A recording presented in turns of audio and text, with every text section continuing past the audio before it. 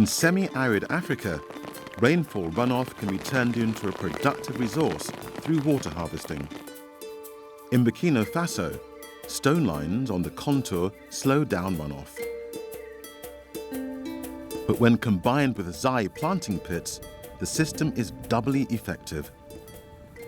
Based on a tradition, but improved by farmers and field agents, these wide and deep planting pits can be used on their own, or even better, together with other measures. But in all cases, they act the same way, capturing water runoff that flows over the surface. Zai are dug by hand with a hoe.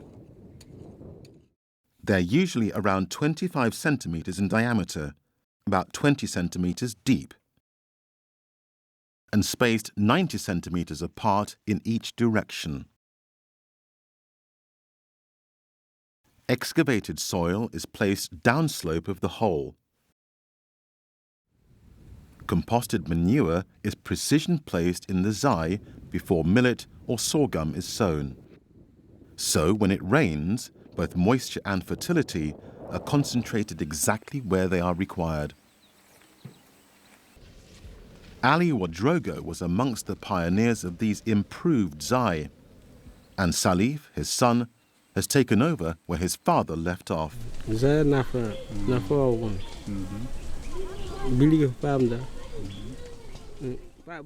benefits of zai are numerous. We put compost and organic manure into the zai. This allows us to make best use of them. We grow cereals and cowpeas, and the crop residues provide forage for the animals. Salif, like others, appreciates how supplementing the zai with stone lines means that fertility isn't just added through manure, but by the action of the lines slowing down the runoff, which encourages rich sediment to settle in the zai.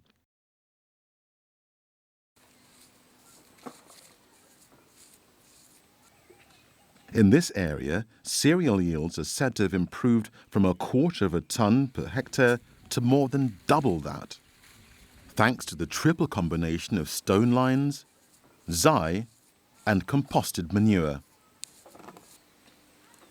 Naturally, the benefits vary from season to season, but which family invests 3 decades of effort in a system that doesn't pay back?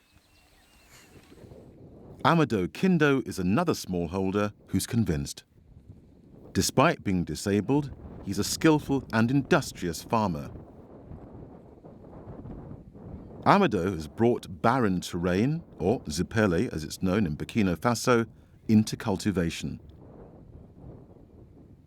Desertification has been effectively reversed by a hoe, runoff capturing holes, and manure. As well as crops, Amadou nurtures tree seedlings that have germinated in his zai. He carefully prunes balanites and acacia trees and uses the trimmings for mulch. Another innovative farmer, Burema Ouedraogo, is trying out semi-mechanization of zai to reduce labor input. A horse-drawn ripper opens lines, and then a modified rake is dragged at right angles to mark out the sites for the zai. Finally, the pits are dug in the loosened earth and manured.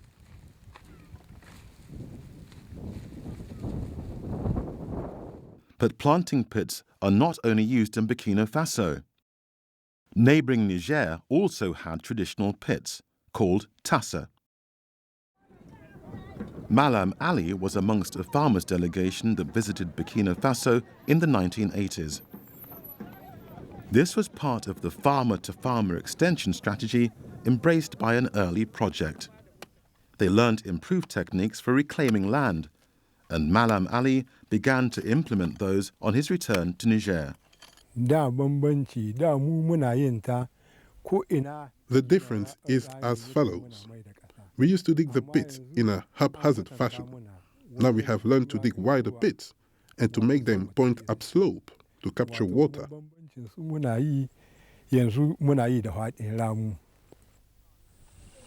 Once again, this practice of improved planting pits, tassa, together with another water harvesting technique termed demi-lune, has survived and been passed to the next generation.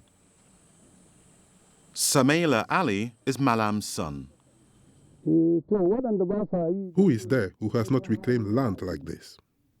I don't know if any such person exists, and if they do, it's because they don't have degraded land. Improved traditional planting pits in the Sahel represent true achievement in terms of a simple, affordable practice that's been widely adopted over the last 2 decades.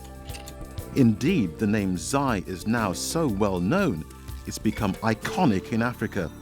It's come to symbolize success like no other water harvesting technology.